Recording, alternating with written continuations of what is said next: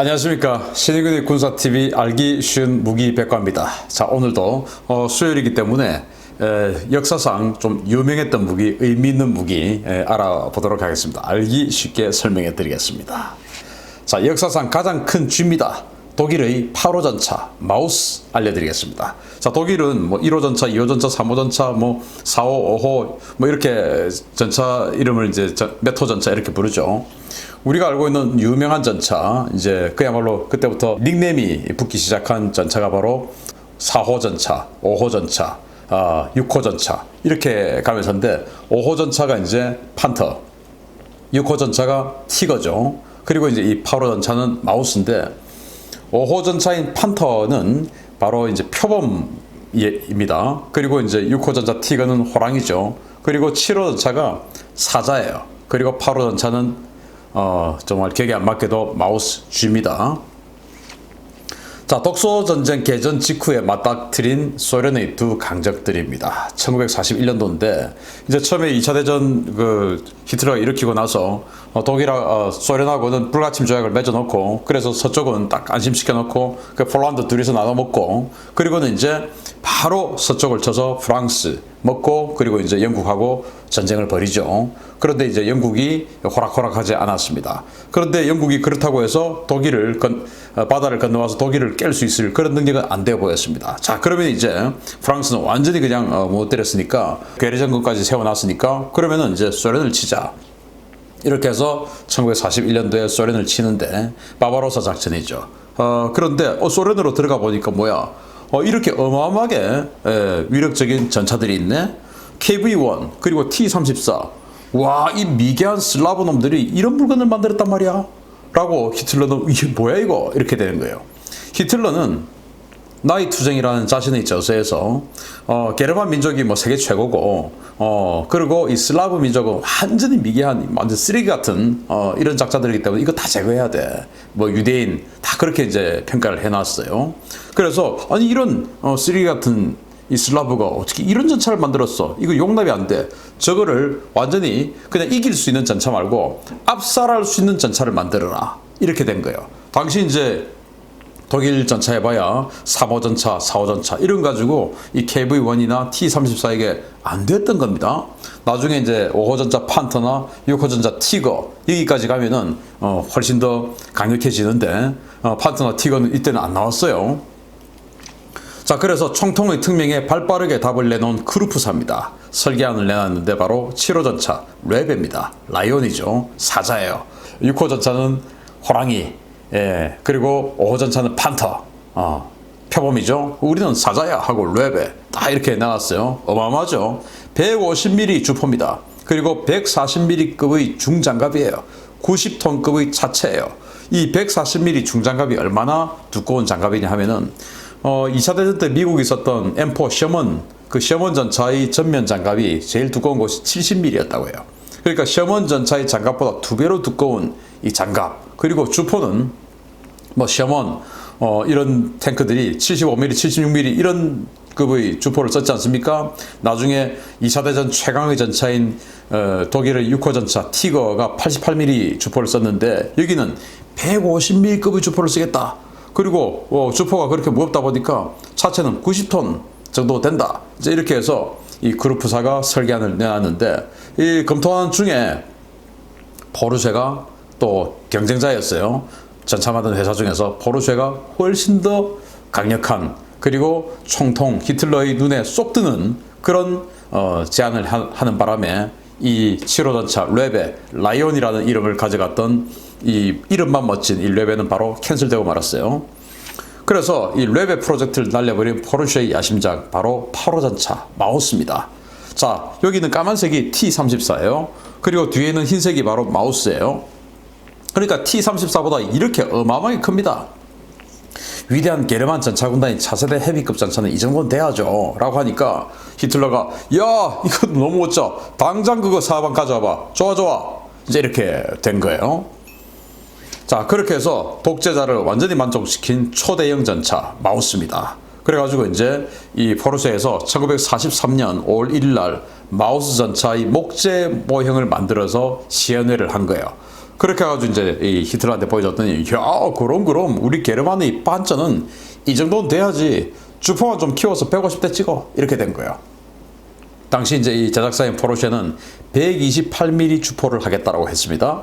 그런데 당시 이 소련이 스탈린 중전차를 만드는데 그 정보가 딱 들어보니까 122mm 주포를 한다는 거예요. 그럼 122mm나 128mm나 뭐 그게 그거니까 안 돼.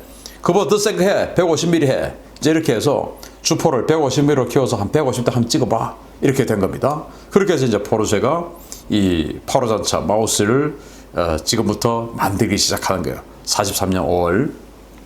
그래서 열심히 만들어서 43년 12월에 드디어 첫 번째 시제품이 나왔습니다. 그런데 커도 너무너무 컸어요. 그래서 도저히 자동차용 엔진 이런 것들로는 움직일 수가 없는 거예요. 그래서 잠수함 엔진을 갖고 왔습니다. 바로 유보트. 그 유보트 엔진을 갖고 와서 여기다 갖다 붙였어요.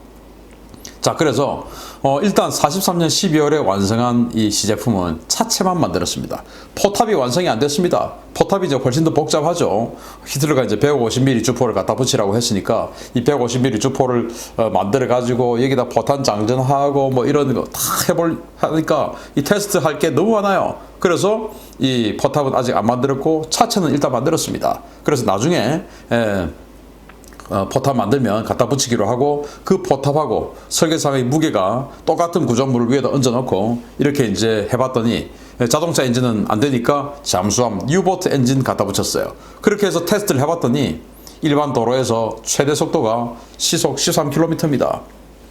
당시 이제 2차 대전 그 탱크들은 시속 30km, 40km 이런 식으로 달리는데 아니 시속 13km예요. 사람 뛰어가는 거 뭐 그보다 조금 빠른데 이게 뭐 어마어마하게 무거웠던 것이죠. 이게 이제 43년 12월입니다. 그리고 나서 또 열심히 또 개발합니다. 그래서 44년 6월 그러니까 이제 차체 시제품이 나온 그로부터 6개월이 지나서 드디어 포탑까지도 나왔어요. 그래서 44년 6월에 그야말로 하나의 완전한 시제품 V2를 만들어요.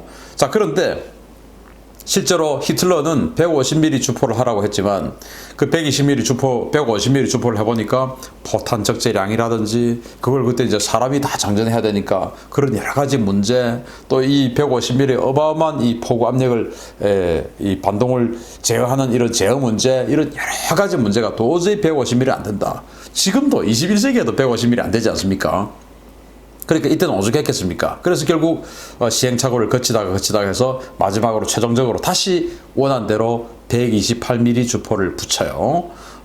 그러다 보니까 이제 이렇게 늦어진 거예요. 자, 그렇게 해서 128mm 주포를 갖다 붙여서 해보니까 공차 중량은 무려 180톤입니다. 지금 우리 K2 흑표전차가 57톤, K1 전차가 51톤 이러니까 180톤이면은 K2 흑표전차 세대보다 무거운 거예요. 그러니까 뭐 무지막지하게 무거운 거죠. 거기다가 전투 중량, 이제 포탄 넣고 연료 넣고 이렇게 하면 전투 중량은 무려 200톤. 장갑 두께는 240mm. 그러니까 이제 이 셔먼 전차의 장갑 두께가 70mm였죠. 그리고 아까 이제 이 7호 전차 설계안이지만 그거는 140mm 한다고 했는데 이건 240mm. 절대로 깨지지 않는 전차. 엔진은 이제 유보트 엔진 가져와서 1080마력짜리 디젤. 속도는 이제 도로주행 기준으로 13km 시속, 그리고 항속거리는 도로를 주행했을 때는 160km. 그런데 야지 기동을 하면 60km. 그러니까 뒤에 연료 차량이 따라다니면서 계속 연료를 보급해 주지 않으면 전선까지 갈 수가 없는 거예요. 주무장은 128mm 전차포고 부무장으로 이 128mm만 계속 쏠 수 없으니까 부무장으로 그때 당시에 이 5호 전차의 주포로 사용하던 그런 정도 75mm 전차포를 동축으로 이 128mm 전차포 옆에다가 갖다 붙였는데 75mm 전차포가 완전히 애기 콧구멍 같아요. 그리고 이제 MG34 기관총을 또 동축으로 갖다 붙였습니다. 이렇게 나왔어요. 자, 그랬는데 문제는 이렇게 시제품 다 만들었는데 뒤늦게 정신을 차린 히틀러예요. 무슨 정신 차렸냐? 진짜 정신 차렸으면 이때 전쟁 끝내고 항복했겠죠. 그런데 그 정도 정신 차린 건 아니고 그냥 이 8호 전차에 대한 정신 차렸어요.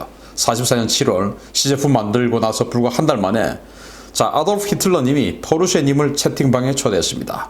야, 지금 니네 지금 만들고 있는 거 올스톱이야. 다 때려치고 예산이랑 장비 있는 거 전부 구축전차 생산 라인으로 돌려라.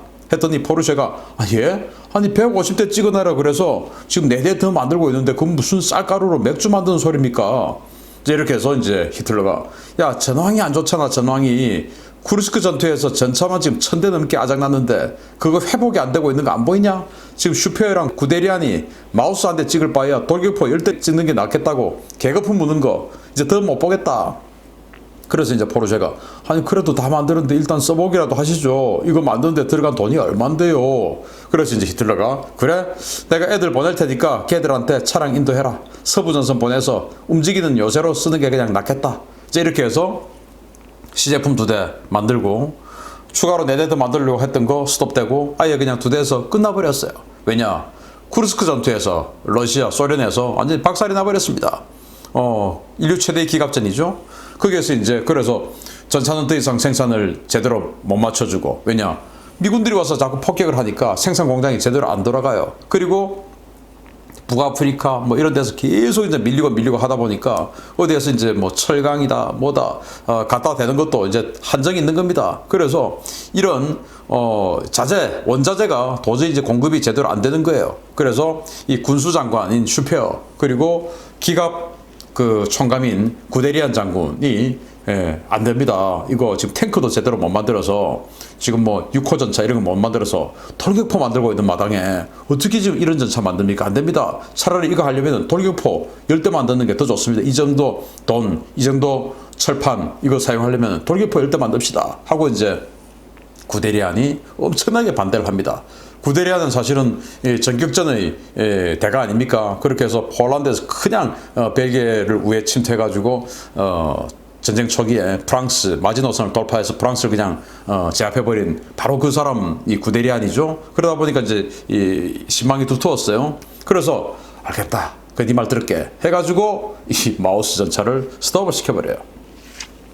그런데 실전 투입을 영 안 한 건 아니에요. 실전 투입 한 번 합니다. 바로 베를린이 함락되기 직전이에요. 그렇게 해서 이제 소련군이 베를린으로 들어옵니다. 그래서 이 동부 베를린 동쪽으로 해서 진지를 만들고 이 마우스 전차 2대를 딱 갖다 놓고 소련군을 때리려고 했어요. 왜냐 이 마우스 전차의 128mm 주포는 3.5km에서도 그 소련군의 T-34를 격파할 수 있었어요. 그런데 소련군은 이 정도를 때리려고 하면은 한 500m까지 들어와야 되는데 500m 들어와도 이 마우스 전차의 장갑을 뚫을 수도 없죠. 그러니까 이거는 뭐 천하무적 마지노 요새 같은 그런 요새가 될 수 있어. 해가지고 이제 베를린 동부를 방어하기 위해서 공장에서 나와가지고 갑니다. 자, 소련 놈들 전차로는 절대 마우스 못 깬다. 우리의 진가를 보여주자. 해서 가는데 2대 중에 한 대는 나오다가 이제 바로 그 CJ 1호기였어요. CJ 1호는 공장 출구 나오다가 공장 출구에서 그냥 퍼져버렸어요. 움직이질 않아요. 안 되겠다. 2호 전차, 2호 시제차 이거라도 가자 해서 또 막 갑니다. 그렇게 해서 이제 베를린 동쪽에 진지가 있는데 그 진지를 가야 이제 안전하게 딱 방어가 되는데 진지 가기 직전에 또 퍼져버렸어요. 안 움직여요. 이렇게 덩치 큰 놈을 움직일 수도 없잖아요. 그래가지고 도저히 안 되겠다 해가지고 이거 소련군이 가져가면 큰일 나니까 자폭하자 해서 공장 입구에서 퍼져버린 놈 그리고 진지 근처에서 퍼져버린 놈 둘 다 자폭을 시켜버립니다. 그러고는 이제 베를린은 함락돼 버렸죠. 그래서 이제 소련군이 확 들어와가지고 이 보니까 뭐야 어마어마하게 큰 게 있네. 이 뭐지? 탱크 같네? 해가지고 야 이거 골 때리네. 당장 끌고 와서 우리 박물관에 넣자. 이렇게 된 거예요. 단 한 발도 못 쏴보고 자폭했어요. 소련군이 노예 품이 되었습니다. 1945년 4월에. 그런데 정말 공교롭게도 2대가 자폭을 했는데 한 대는 차체가 완전히 이런 식으로 박살이 나버렸어요. 포탑은 비교적 멀쩡해요. 한 대는 포탑이 완전 아작나서 날아가 버리고 차체는 멀쩡해요. 그래서 스탈린이 야 그거 2개 합쳐라 해가지고 그 2개를 합쳐가지고 이제 이 대형 열차에 끌고 와가지고 박물관에 전시를 합니다. 그래서 자기네들이 승전했으니까 승전 기념으로 야 우리 이런 거 전리품으로 가져왔어 하는 것으로 이제 쿠빈카 박물관에 이렇게 2개를 합쳐가지고 전시를 해요. 결전병기로 태어나서 전시품으로 일생을 산 기구한 전차입니다. 실전에 투입돼서 나가다가 포 한 번 못 쏴보고 그냥 자폭하고 말았던 8호 전차 마우스예요. 야, 전 세계 단 한 대 있어. 보고 싶으면 쿠빈카 와서 돈 내고 봐. 라고 하는 거예요. 그래서 5호 전차, 6호 전차 뭐 이런 것까지는 정말 잘 만든 전차. 그래서 대단히 호평을 받지만 7호 전차 설계해서 끝나버렸고 라이언이죠. 8호 전차 마우스 만들었지만 그냥 포 한 번 못 쏴보고 이렇게 노획이 돼가지고 전시품으로 지금까지 살고 있는 마우스 알려드렸습니다. 마치겠습니다. 감사합니다.